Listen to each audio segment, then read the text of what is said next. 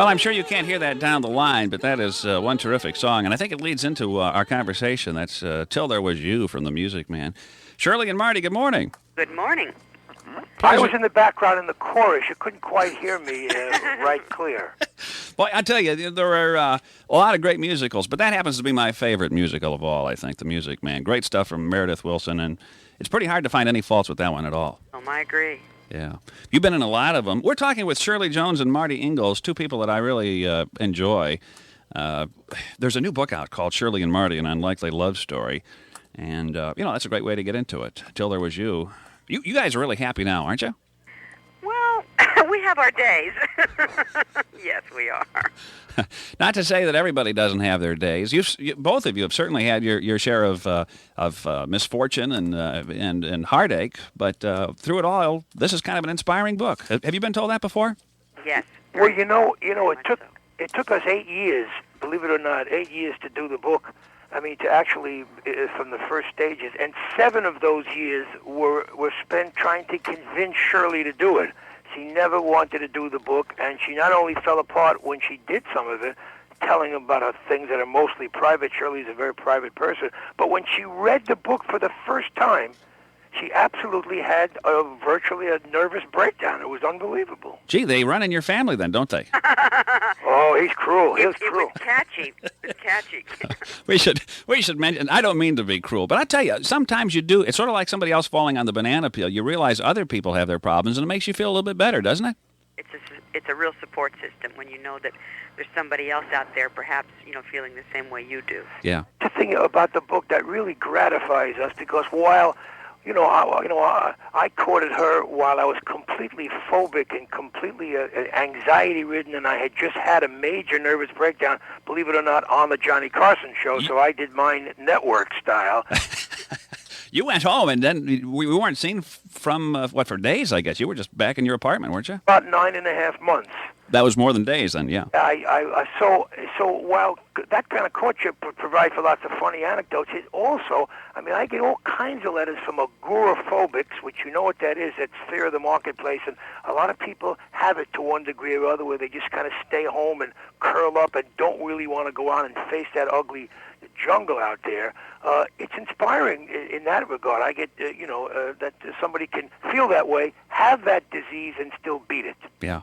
Well, you're both in Hollywood. You grew up in certainly different backgrounds. Marty grew up in New York, and Shirley grew up in a very small town, 500 people, I believe? 800, actually. 800 in, Smithton, Pennsylvania? Right, near Pittsburgh. Your family was your grandfather was a brewer, wasn't he? My grandfather built the brewery in this little town, and his 4 sons worked it, my father being the youngest. And it was a family business up until really a year ago. So it was what we did. And Marty, your dad was an auto mechanic, wasn't he? An auto mechanic. That's right. Yep. And always never could quite make it. My poor dad just never could quite get past it. Never could make a living. And it's they say that's one of the reasons why I drive and push and beat the system so much of the time now, is because I just want to not fall back like my dad did. So we all have reasons why we compensate for our background. Not only do you sort of come from different backgrounds, but you point out that Shirley was sort of the center of attention. You had just a God-given gift to sing. Marty was always, I guess, the victim of an older brother, right? Well, I lived in I believe that most people who give gifts to the world, that talent is really made out of negative things rather than positive things. I don't think anybody ever wakes up and says, I'm going to write one of the great concertos because the world needs it. No, they write concertos and they play the guitar and they sing and they become writers and architects because it's a big hole in their heart, because something when they were young didn't quite get satisfied, so they have to fill it up in order to create a language for the world. So my problem was I lived in the shadow of my perfect brother, Arthur. And I had a perfect brother for all my life, and my dream was to wake up in the morning and look in the mirror and be Arthur. That was my dream. This is funny to me. This isn't made up, is it? Now, Arthur's 5 years older than you are. To the day, on top of everything else, I was born on his 5th birthday. So you had to share his birthday. Well, so the picture, how about this? The picture of my life is the memory of my mother making the cake and putting the icing on the cake, and it used to say, Happy Birthday, Arthur, comma, Big Arthur, italics, star of the family, and she never planned it very well. My name wasn't omitted; it was just hanging off the side of the cake. Arthur and Murmunker, Marty, Mim took a, I don't know what the hell it was, and that was my life. Shirley was the only child, so she lived a totally different life. Yeah. You kind of fell into this singing game almost by accident, didn't you, Shirley? Well, see, I disagree with Marty when he says, that you have to, all talent comes from pain, because obviously mine didn't. I mean, I was born singing. It was a gift. It really was a gift, and I was given that, and that's the way I feel about it.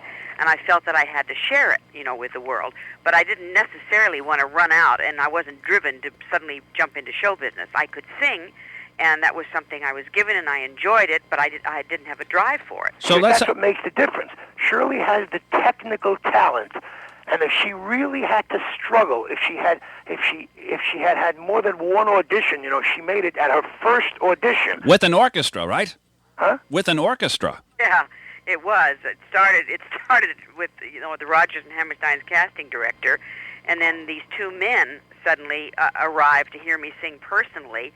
And that then took me across the street, and I sang with a full City Center orchestra, and that was my first audition. I mean, imagine, we all talk about how many years it took us to struggle to get there. Shirley struggled for a fast 27 minutes and 14 seconds from the time it took her to get on the bus in New York City, Central Park West, down to the Schubert Theater.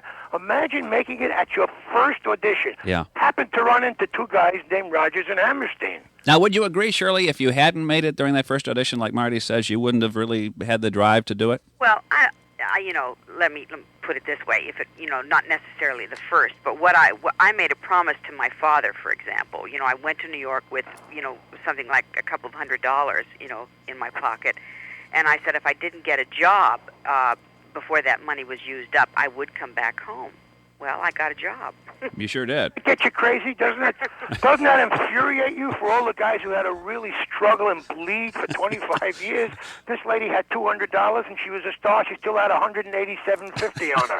That's what you call paying your dues the easy way, I guess. Exactly right. Exactly right. It's 11:13 in the morning. We're talking with Shirley Jones and Marty Ingels, who have been married how many years now? It'll be 13 in November. Wow. Well, congratulations early. Thank you. Yeah. You were married to Jack Cassidy, of course. And in fact, Jack, when you were just sort of starting out, you were enamored with him, and you were warned about getting involved with him, weren't you? Oh, yes. Well, Jack was married when I met him. And we played opposite each other in a production of Oklahoma. And he played Curly, and I was the Laurie, and it was after I'd done the movie. And everybody warned me, my agent, and said, he's a very handsome man and very charming. Just be careful. He's married, and, he's a ladies' man. Of course, I, immediately was attracted to him and vice versa, and didn't make one bit of difference. I fell in love, and boy, did I fall in love, and that's the way it worked. Mm-hmm. But unfortunately, it didn't last forever. No, but Jack and we were married 18 years, and... for me, Little Miss Positive, I felt that most of the 18 years were really happy. And when, in fact, they were, as far as I was concerned. I mean, we had 3 beautiful children. The only problem was that Jack had really problems of his own, and he was a very self-destructive man, and toward the end of our marriage, he had his giant, nervous breakdown, and our marriage fell apart. But he was the knight in shining armor to me. I think he probably influenced me more than any other human being in my life. Now, Marty has run into things accidentally, too. We talk about the advantage you had auditioning for Rodgers and Hammerstein right off the bat. Marty ran into you. He ran into the person, I think, that gave him an opportunity to be on I'm Dick and C's Fenster, right? Well, you say ran into things. That was my life, running into things. I mean, Shirley thinks that I was somewhat self-destructive, but I met Shirley when I laid on that floor for 9.5 months, and I planned to get off the floor one day. I didn't know how I would do it. And you talk about, I'd been around the world 3 times, and he was a guy that couldn't get from the floor to the elevator. So if you don't think psychological disabilities are totally decimating you, then you get another thing coming in. I actually didn't know whether I would live or die, laying right there on the floor. You conducted business for a while in your pajamas, didn't you?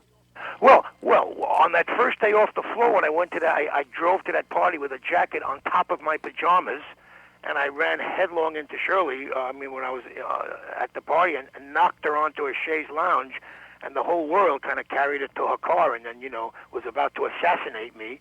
I spent the next 8 weeks trying to find her telephone number, and therein began a search for Shirley. I saw something in her eyes, and strangely enough, I saw in her eyes that I thought that she looked kind of sad, and it looked like she needed me. And here was this crazy maniac with a suit on top of a pair of pajamas saying that Mrs. Partridge needed me. It was wonderful, you know. So did Shirley sort of replace this urge for you to entertain? I mean, you sort of got it out of your system, didn't you? To be very honest with you, when I got off the floor, I didn't think I was emotionally equipped anymore to get out there. And the fact that it happened once, I was always afraid it could happen again.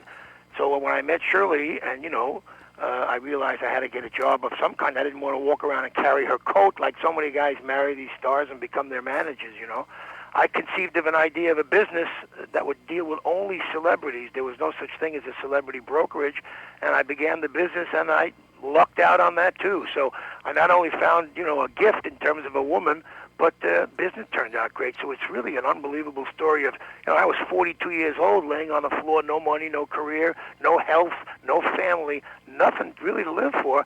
And to turn it all around, I just think it's inspiring, and that's why people say they laughed and they cried when they read the book. Yeah. Incidentally, it was a very touching moment when you talk about the Chevy that you gave your father, and people can read about that. Really, this man read the book? I know. I'm wondering about the business of fitting. There are a lot of second marriages these days, and it had to be tough for you, Marty. Here you are coming into the home of a very successful lady. In fact, maybe Shirley, because of your success, that was part of the problem that Jack Cassidy felt, because his career was going nowhere for a while, right? Oh yes, a major one. How tough was it for you, Marty, to come in and say, hey, I love your mother, and you're talking to her kids? First of all, just to walk in there with 4 Irish Catholic rock star quarterbacks who kept me in the Anne Frank room upstairs and fed me through a straw. I mean, this is not an easy... living in the shadow of Miss Perfect, all goody two-shoes, America's sweetheart princess, Mrs. Partridge, is not a very easy thing to do. I mean, when I got married, I inherited, 4 terrific guys and a beautiful lady, a wonderful person, and 900,000 men in America who want to kill me. Not an easy place to be. Unfortunately, Jack was intimidated by Shirley's success, and after a while was intimidated even with David's success, and probably would have been had he lived to see Sean's success. And that doesn't happen to me. I love the fact that the world loves Shirley, and I never feel that it's it's any kind of intimidation to me. But it's still not easy living with a person that, hey, when I first was in the house and we would host parties, that first day that someone came in and said, "Hi, Shirley, darling," and they hugged Shirley and they threw the coat to me in the air and they said, "Here, kid, hang it up." I knew that I had to get a job. that was my decision. I knew I had to go out there and make it somewhere. It's 11:18 in the morning. We can open the phone line if you don't mind. We can have people talk to you. Does that mean human beings will talk to us? Yeah, not just radio announcers, I guess. Oh, good. Get a real person. 829-2345 is our number, or 1-800-322-9377 if you have a question for either Marty Ingels or Shirley Jones this morning. When we come back, I want to break for a commercial or two. I want you to relay this whole business of auditioning for I'm Dickens, He's Fenster. Can you do that? Yeah. Okay. Captain America, the Incredible Hulk, She-Hulk, and Spider-Man have been called into action because... Hardy's Marvel Superhero Cups are missing. A trail. The trail led directly to... Dr. Fingers! Drop those cups. I hate superheroes. Take him away, Hulk. Get your Marvel comic cups at Hardy's, home of all kinds of good stuff. For a limited time, get your Marvel comic cup at your favorite participating Hardee's and try one of their specialty sandwiches. Hardee's, the home of Marvel comic cups and all kinds of good stuff. Hello, Bergners. Help! I had the most dreadful dream. I dreamt I slept for over a week and totally missed the lowest prices of the season during anniversary sale. I blew the chance to save on fashions for the whole family and get incredible buys on everything for our home. I just snored through savings in every department. It was a nightmare. What? You mean I've got all this week to get the lowest prices of the season at Bergner's anniversary sale? Oh, phew, what a relief. Bergner's, my kind of store. Bergner's. Now through Friday, Pet and Hobby World will pay you to shop with them. Well, at least Pet and Hobby World will pay your sales tax. That's right, they'll pay your sales tax on anything you buy through Friday. Plus, every 25th customer making a purchase gets a free 10-gallon aquarium. Take advantage of the tax break now, because the more you buy, the more you save. And you get a free gift with every purchase. Through Friday only at Pet and Hobby World, your fun-filled store in Lakewood Plaza next to Walmart. It's 11:20 in the morning. I'm actually flattered that you recognize the fact that I tried to read this book. Because Marty never read a book, I understand. Back in grade school when you had to do reports, you'd just make up books, wouldn't you? Huh? You would just make up books, wouldn't you? I mean, when you had to do a book. I was in school. I never, for some reason, I didn't have that. I was so hyper. I never was peaceful enough to sit down. And even now, when I read a book, I have to read every sentence nine different times. But in school as a kid, I used to, when they had book reviews, I used to make them up and get up there I got the greatest marks, and the kids in school all knew it. That first day that the teacher, I had one book that I read. That I told the story. The teacher said, "Yes, I remember reading that book. It was quite good." The kids fell apart. I never forget that. Yeah. We talked about Shirley's audition for Rodgers and Hammerstein.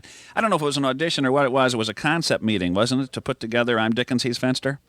Oh yeah, I mean that in those days it was it was easy to sell. I mean it wasn't so agonizing, the business, and so meticulous and so Coca-Cola oriented. I mean we just went into a room with some ABC executives and me and John Aston, and my producer said, "Why don't you do a little improvisation? We'll make like you're coming in here to redecorate the house, and you say this and I say that." And we just came in and did that, right there in the room, and then they laughed and said, "Ha ha ha, you're on the air." So television was a little different then than it is now. But didn't you start to feel some kind of nervousness? In fact, you got thirsty. My anxieties began as soon as I began to succeed. I mean, little by little, I should have taken closer note of them. I hyperventilated. I got headaches. My equilibrium used to bother me. I mean, I see segments of my show that I run now where I'm actually holding on to the back of a couch while I'm speaking. And you say, that's strange kind of blocking there. What is that? And actually, because I felt if I let go of the couch, I would have fallen over. That's how miserable my period of success was. Day by day, I suffered more and more until the final explosion on the Carson show, where I started to quiver and shake and couldn't even see. They took me home and laid me there. So, like I say, and they never could find anything organic wrong with me. Have you ever talked to anybody else that this has happened to? I mean, being on the Carson show has to be kind of a nerve-wracking thing when you're in front of millions of people and you only have, 5 minutes or so to do your stuff? But you're talking about normal, intelligent, sensible nerves. I mean, it's okay to be nervous about something that's going to happen in 5 minutes, but when you can't breathe properly, or you start to pass out, or you can't walk in a straight line, or you start getting shooting pains in your chest constantly, that's beyond the point of normal amount of anxiety. That's one voice saying to you, you can't cut it. So I had both of those voices, one saying you got to go out and make it and be better than your father, and the other voice said you can't move, you can't get up, you can't even breathe. And that's serious, and there are lots of people out there in the world who feel that way right this minute. Shirley, are you nervous when you have to perform? Not really. I'm sure if I didn't do it for quite a while, then that first performance, that maybe after a layoff of 6 months or so, I would certainly be nervous. But I sing so much now. I travel all over the country and I do symphony concerts, and if I'm well rehearsed and I know what I'm doing, I have, of course, the anxiety of that first moment on the stage. But that first moment is over quickly, and I'm fine. You know how difficult she is? She won't even have a small anxiety attack. I've asked her all these years, just a little one, just a little breathing a little fast, a little something like that. She'd know. But could you imagine these two people living in the same house? What's the average day like for you guys? Do you get up early, or I don't know, is one a late sleeper, the other one an early riser? Yeah, we're exactly. Marty's a night person. I'm a day person. Usually, I meet him coming up the stairs as I'm getting up. Yes, very often we meet on the stairs. Okay. Could be worse places to meet, I suppose, having to go. Oh, it's an interesting picture of the stairs. I'll send you a photo sometime. Really? It's 11:24 in the morning. I have so many questions. I don't know if people. Let's see. David, isn't David coming out with a new album? Yes, he's traveling all over the country now, talking about his new album and new single. The single is really wonderful. Yeah. And sort of going around. And Is Marty doing business while we're talking now? It's exactly what he's doing. That's what you're hearing. Are you there, Marty? He's a busy guy. Now he's booking other acts and doing things while we're even talking. Yes, his secretary's down there, and are you there? Yes, I dropped something. I put it on hold. Ha ha! You caught me. No, that's what he just said. Are you doing business while we're talking? Who said that? Yes. Who said that? I can figure these things out. Boy, Ken, he's smart. He's dangerous. Ken used to be a therapist many years ago. No, No. You know, it's in some ways, it's. I'm glad everything's worked out for you guys. And, of course, there's still challenges all the time. But the world really did miss out on a great comedian, I think, because, you're naturally funny, Marty. Well, that's true. That's true. And I today, being in the celebrity business, I know everybody. But when I see somebody, especially in the comic business, who's up there on top and manages to maintain his equilibrium, manages to go through it and not fall apart or overdose or go off the deep end, I really admire him. It's not an easy place to be, and so when I run into the Cosby-type people who seem to have life, in control, I think they really deserve it. Everything they get, they really deserve. In the couple of minutes that I have remaining, I'm ignoring the phone lines because I have too many questions at the moment. But everybody thinks of Shirley Jones as being the sweet mom in the Partridge Family, or the sweet girl in the Music Man in Oklahoma and shows like that. You had some roles that really called for you to depart from that right off in the beginning of your career, didn't you? Like the one with Burt Lancaster? Yeah, I won the Academy Award for that, the role in Elmer Gantry, where I played the prostitute. And that really was the turning point of my career, because the musical movie was finished. They just weren't making them anymore. And since I started out, as a singer, everybody automatically said, oh, well, she can't act. So I was really in trouble career-wise. But with the advent of live television, I went into television and started getting some wonderful dramatic roles on television. And out of that came the role in Elmer Gantry. And that really sort of turned it around for me. Yeah. Ken, I have to keep throwing this in because, Shirley doesn't really tell you the other part. The thing about Shirley that's so strange is that Shirley really, in some ways, could care less about show business. I mean, if they took her Screen Actors Guild card away, she'd suffer for about 20 minutes, and then she'd open a boutique somewhere. I mean, there isn't that traditional drive and born in a trunk at the Princess Theater and all that stuff. Shirley just takes it as she goes. And I always stop because we have the little clip of Shirley winning the Academy Award. And we run it all the time, when Bob Hope said, and the winner is. And I always took note of the fact that when she got up there, and there was a big moment, when everybody falls apart, Sally Field says, you love me. Shirley said, thank you, and this is the happiest moment of my career. Not life. Exactly. And I said to her, Shirley, at that moment, when everybody gives it everything and you really why didn't you give them what they really wanted to hear? This is the happiest moment of my life. And she said, this was not the happiest moment of my life. That's why. Now, would you call that pretty cool? I mean, that's control to a fault, if you ask me. Now, is this a difficult question to ask, or maybe it's too private? What is the happiest moment of your life? When I gave birth to my children. Isn't that terrific? It's the truth. Yeah, that's great. This is a fantastic book to read. I mean, if you're a fan of Shirley Jones or Marty Ingels or both, or if you just want to read about what it's like really to try to make a living in the show business and all the turmoils that you can go through. And I guess I'm inspired to think that there's more to life than just making money. You certainly have made your share of it, but what really counts are sometimes the simple things. That's really true, isn't it? Well, as you can see, for me, it is. Yeah, for Shirley, certainly. I'm not sure for me. That's the one difference. Well, one difference. We have 1,000 differences, but Shirley wants to really pack it in and go to the mountains and stare at a eucalyptus tree till she's 97. And I still want to conquer the world. I don't know why. I still want to, I want to get a Pulitzer Prize and a Nobel Prize at a testimonial dinner and have someone come and bring me a pie. I'll give them all to you, sweetheart. She'll give it. Listen, I've enjoyed chatting with you. Marty Ingels and Shirley Jones. Actually, Shirley and Marty, An Unlikely Love Story is the name of the book. It's published by Morrow, and it is out in hardcover, and I assume it's doing very well, isn't it? We're very happy with it. It's in its fourth printing now, and, And by the way, we feel that it's doing well. Ken, the people, the producers who did the Helmsley story last week of the Queen of Mean. Yes, the Queen of Mean. They called us the next day and said they wanted this to be their next TV project, so they're going ahead with it as a movie of the week, and we're real excited about it. Who's going to play you? Are you going to do yourselves? That's the big, no, we can't do ourselves. There's nobody perfect enough for Shirley, and there's nobody wacky enough for me. I figured out that maybe Robert Redford would play Shirley, and Menachem Begin from Israel, who's out of work anyway, might play me. We're not sure. Okay. Hey, thank you very much. I've enjoyed chatting with you. Thank you.